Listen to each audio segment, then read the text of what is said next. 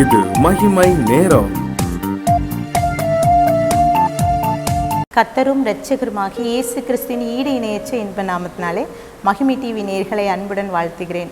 மகிமை நேர நிகழ்ச்சியின் வாயிலாக உங்களை சந்திப்பதிலே மிகுந்த மகிழ்ச்சி அடைகிறேன். சங்கீதம் 17:8 கர்த்தர் கண்ணின் மணி போல நம்மை பாதுகாக்கிறார். ஏசாயா 49:17-16 இதோ உள்ளங்கையிலே உன்னை வரைந்து வைத்திருக்கிறேன் என்று கர்த்தர் சொல்கிறார். இங்கே நம்மை கர்த்தர் பாதுகாக்கிறார். கண்ணின் மணி போல நம்மை எல்லா தீங்கிற்கும், பொல்லாப்பிற்கும், நாச மோசங்களுக்கும், வியாதிக்கும், கொள்ளை நோய்க்கும் நம்மை விலக்கி பாதுகாக்க வல்லவராயிருக்கிறார். இந்த நாளிலும் சிந்திக்கும்படியாக ஆண்டவர் என்னோடு பேசின தலைப்பு மாயை தேடாதே. இங்கே மாயை என்றால் என்ன? பொய்யான தோற்றம். இது நமக்குள்ளே இருக்கின்ற ஒரு நிழல் என்று சொல்லலாம், இல்லை இருள், இல்லை அறியாமை என்று சொல்லலாம். இந்த மாயை குறித்து உலக ஞானிகள் என்று சொல்கிற, உலகத்திலே இருக்கிற எல்லா சூழலை ஆராய்ந்த ஞானிகள் கூட சொல்கிறார்கள், இந்த உலகம் மாயையானது. இந்த உலகத்தில் நாம் எதை தேடி சென்று கொண்டிருக்கிறோம்? பணம், பதவி, பட்டம், புகழ், இந்த ஆடம்பரம், உலக காரியத்துக்காக நாம் ஓடிக்கொண்டிருக்கிறோம். இங்கே ஒரு பூக்களை பாருங்கள், அது காலையிலே பூத்து மாலையிலே அது அழிந்து விடுகிறது, மறைந்து விடுகிறது. இங்கே பனித்துளிகள், காலையிலே ஒரு பனித்துளியை பார்த்தோம் என்றால் அது சூரியன் வந்த மாத்திரத்திலே அது அழிந்து விடுகிறது, மறைந்து விடுகிறது. இங்கே நாம் காலையிலே எழும்புவோம், அது நாம் உறங்குவதற்கு முன்பாக அது நம்மளுடைய கனவு அது மாயையாக எழும்பினமுடன் மறைந்து விடுகிறது. இங்கே பாலைவனத்திலே சென்று கொண்டிருக்கிற ஒரு மனிதன் தூரத்திலே பார்க்கிறான், அங்கே அவனுடைய சிந்தனையிலே எழுகிறது, அங்கே நீர் இருக்கிறது. ஆனால் அது மாயையான ஒரு தோற்றம், காணல் நீர், அது மறைந்து விடுகிறது.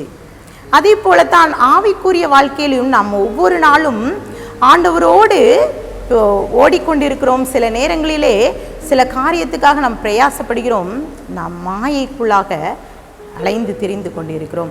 நம் இருதயம் எங்கே இருக்கிறது? இந்த மாயை எப்படிப்பட்டது? ஒரு சக்தி வாய்ந்தது, அது நம்மை அழித்திடும். சில நேரங்களிலே மற்றவர்களை ஏமாற்ற நினைப்பது அது நமக்குள்ள ஒரு காரியம் இல்லை, இதில் நம்மையே நாம் ஏமாற்றிக் கொள்கிறோமே, அதுதான் மாயை. இங்கே நாம் வெளிச்சத்துக்கு செல்ல வேண்டும் என்றால் இருளை நாம் கடந்து சென்றே ஆக வேண்டும். வேதாக வசனம் இவ்வாறு சொல்கிறது. யோனா 2:8 பொய்யான மாயையை பற்றி கொள்கிறவர்கள் தங்களுக்கு வரும் கிருபையை போக்கடிக்கிறார்கள். இங்கே பொய்யான மாயையை நாம் தேடிக்கொண்டிருக்கிறோம். நாம் ஒவ்வொருவருக்கும் ஆண்டவர் ஒரு காரியத்தை வைத்து வைத்திருக்கிறார். நமக்கு ஒரு பாதையை ஆண்டவர் வைத்து வைத்திருக்கிறார். இங்கே ஒரு ஓட்டப்பந்த வீரர் தன்னுடைய எல்லா காரியத்துக்காக பிரயாசப்பட்டு காலையில் எழும்பி மாலை நேரத்தில் எல்லா காரியத்திலும் ஓடிக்கொண்டிருக்கிறார். அவருடைய வேலை வரும்போது அவருடைய ட்ராக்கை விட்டு வேறு ஒரு ட்ராக்கில் ஓடும்போது அதனால் ஒரு யூஸ் கிடையாது, அதனால் அவளுக்கு எந்த ஒரு லாபமும் வருவதில்லை. அதே போல தான் ஆவிக்குரிய வாழ்க்கையிலே நமக்கென்று ஒரு பாதையை ஆண்டவர் வைத்திருக்கிறார். இன்றைய நாளிலும் கூட வேதாகமத்திலே ஒரு தேவ மனிதன் இவ்வாறாக ஆண்டவரை விட்டு வழிவிலகி சென்று மாயையை தேடி செல்கிறான். இங்கே அவன் என்ன காரியத்தை அவன் வாழ்க்கையிலே பெற்றுக்கொண்டான் என்பதை பார்க்கலாம். இங்கே ஆபிரகாம், லோத், அவனுடைய வாழ்க்கையிலே ஒரு சம்பவம் நடக்கிறது. ஆபிரகாம் அங்கே செல்கிறார். அங்கே அவனோடு லோத்தும் அவனுடைய குடும்பத்தினர் இங்கே இருக்கிறார்கள். இவர்கள் இருவருக்குள்ளே ஒரு காரியம் நடக்கிறது. இவர்கள் பிரிகின்றார்கள். லோத் என்ன செய்கிறான்? ஒரு சம பூமியை பார்க்கிறார். அங்கே தன் ஆடுகளுக்கும் தன்னுடைய மந்தைகளுக்கும் நம் குடும்பத்திற்கு ஏற்ற இந்த சூழல் அங்கே இருப்பதை பார்த்து யோர்தானுக்கு அருகே இருக்கிற இந்த சோதோம் குமரா பட்டணத்தை தேர்ந்தெடுக்கிறார். அங்கே நன்றாக இருக்கிறது. இப்போது அங்கே ஒரு சம்பவம் நடக்கிறது. இங்கே அந்த மக்கள் எப்படிப்பட்ட மக்களாக இருக்கிறார்கள்? ஒரு டிஃப்ரெண்ட், அவங்களுக்குள்ளே ஒரு பாவ கிரியைகள் இருக்கிறது. அங்கு ஒரு சம்பவம் நடக்கிறது. அங்கே வாசித்து பார்த்தோம் என்றால் அந்த தூதர்கள் அங்கே வருகிறார்கள். 2 தூதர்கள் அங்கே வருகிறார்கள். அந்த பட்டணத்தின் வாசலிலே இங்கே லோத்து உட்கார்ந்து கொண்டிருக்கிறார். அந்த மனிதர்களை அழைத்து இன்றைக்கு எங்கள் வீட்டிற்கு வந்து நீங்கள் விருந்தை பண்ணுகிறேன், வந்து இருக்க வேண்டும் என்று சொல்ல. அந்த தூதர்கள் என்ன சொல்கிறார்கள், இல்லை நான் சாயங்கால நேரமாக இருக்கிறது, நாங்கள் என்ன செய்கிறோம், வீதியிலே தங்கி விடுகிறோம். இங்கே அவருக்கு தெரியும் லோத்துக்கு இந்த மனுஷர்கள் இப்படிப்பட்டவர்கள் என்று தெரிந்து இங்கே அந்த தூதர்களை அவர் வீட்டிற்கு அழைத்து கொண்டு வருகிறார். இங்கே பந்தி எல்லாம் முடிந்தது. இங்கே படுக்க செல்லும்போது ஒரு சம்பவம் நடக்கிறது. லோத்து அங்கே வசனத்தை நான் வாசிக்கிறேன். லோத்து, இந்த ராத்திரி உங்களிடத்தில் வந்த மனுஷன் எங்கே? நாங்கள் அவர்களை அறியும்படி அவர்களை என்னிடத்தில் வெளியே கொண்டு வாருங்கள் என்று சொல்லி அந்த சோதோம் மக்கள் அவனை கேட்கிறார்கள். இங்கே அவன் என்ன செய்கிறார், அந்த மனுஷர்களை உள்ளே வைத்து பூட்டிவிட்டு வெளியே வந்து தடுத்து நிறுத்துகிறார்.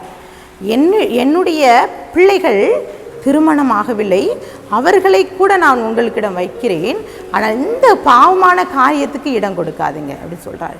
இங்கே அந்த மனுஷன் தேவதூதன் அந்த லோத்தை பிடித்து உள்ளே வைத்துவிட்டு இங்கே அவர்களை குருட்டாட்டத்தை அங்கே கொண்டு வருகிறார். இங்கே அவர்கள் தேடி அலைந்து சென்று விடுகிறார்கள். இந்த நேரத்தில் தூதர் அந்த லோத்திடம் சொல்கிறார், இந்த பட்டணத்தை நான் அழிக்கப் போகிறேன். இங்கே உனக்கு உறவினர்கள் யார் இருந்தாலும் அவர்களிடம் சொல்லுங்கள். இப்போ லோத் என்ன செய்கிறான், அவளுடைய மனைவி அவளுடைய பிள்ளைகள் எல்லாரும் சேர்ந்து இந்த பட்டணத்தை அழிக்கப் போகிறான்னு சொல்லி அவர்கள் மருமக்கன்மார்கள்ட்ட பேசுகிறார்கள்.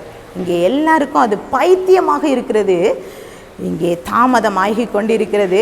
இந்த லோத்து என்ன செய்கிறாள், அவனை பிடித்து அந்த தூதர்கள் வெளியே கொண்டு போய் சீக்கிரம் போங்க, இந்த பட்டணத்தை நான் அழிக்கப் போகிறேன். இங்கே ஒரு சம்பவம் நடக்கிறது. இது முக்கியமான ஒரு வசனத்தை நான் வாசிக்கிறேன். ஆதியாகமம் 19:17 அவர்கள் வெளியே கொண்டு போய் விடப்பட்ட பின்பு அவர், உன் ஜீவன் தப்ப ஓடிப்போ, பின்னிட்டு பாராதே, இந்த சமபூமி எங்கும் நில்லாதே, நீ அழியாதபடிக்கு மலைக்கு ஓடிப்போ என்று சொல்கிறார். இங்கே வசனம் சொல்கிறது 19:26 அவன் மனைவியோ பின்னிட்டு பார்த்து உப்பு தூணானாள். இங்கே இந்த லோத்து அவனுடைய குடும்பமும் என்ன செய்கிறது, இந்த பாவ பட்டணத்துக்குள்ளே இருக்கிறது, இதை அழிக்கப் போகிறேன் என்று சொல்லி இந்த தூதன் சொல்லியும் இந்த லோத்தின் மனைவி இந்த மாய்மாலமான உலக பொருட்கு ஆசைப்பட்டு பின்னிட்டு பார்த்து விடுகிறாள். பிரியமானவர்களை, இந்த நாளிலும் கூட நம்மளுடைய ஆவிக்குரிய வாழ்க்கையிலும் சில நேரங்களே பின்னிட்டு பார்த்து விடுகிறோம். இந்த லோத்தின் மனைவியை போல நாம் ஒவ்வொருவரும் சில நேரங்களிலே ஆண்டவர் விட்டு வழி விலகி சென்று இருக்கிறோம். இந்த சோதோம் குமர பட்டணத்தில் இருக்கிற இந்த பாவத்தை குறித்து நமக்கு நன்றாக தெரியும். இங்கே அவர்கள் ஓரினை சேர்க்கை 2 விதமான காரியங்களை அவர்களுக்குள்ளே வைத்துவிட்டு அவர்கள் இப்படிப்பட்ட பாவ செயல்களில் ஈடுபட்டுகிறார்கள். நம்மளும் கூட இந்த வேளையிலே இந்த உலகம் அழிந்து கொண்டிருக்கிறது. இப்படிப்பட்ட பாவ காரியத்துக்கு இடம் கொடுக்காதபடி, லோத்தின் மனைவி போல பின்னிட்டு திரும்பாதபடி, நம்மளுடைய ஆவிக்குரிய வாழ்க்கையிலே மாய்மாலத்தை தேடி விடாதபடி ஆண்டவரிடம் ஒப்பு கொடுத்து ஜெபிக்கலாமா? அன்பின் பிதாவை மை ஸ்தோத்திரிக்கிறோம். இந்த வேலையிலையும் கூட எங்களை அழைத்திருக்கிறீங்க. நன்றி இசப்பா. எங்களை லோத்தின் மனைவியை போல நாங்கள் பின்னிட்டு பாராதபடி, எங்களுடைய மாயமான வாழ்க்கையில் இடம் சென்று விடாதபடி உண்மையே நாங்கள் முன்னிறுத்தி உமக்காக நாங்கள் வாழ, உமக்கென்று நாங்கள் ஜீவிக்க கிருபை தாங்க. உம்முடைய கரத்தில் கொடுக்கிறேன், தாழ்த்துகிற உரிமையாக்கிறேன். மீட்பர் மூலம் கேட்கிற பிதாவே, ஆமென்.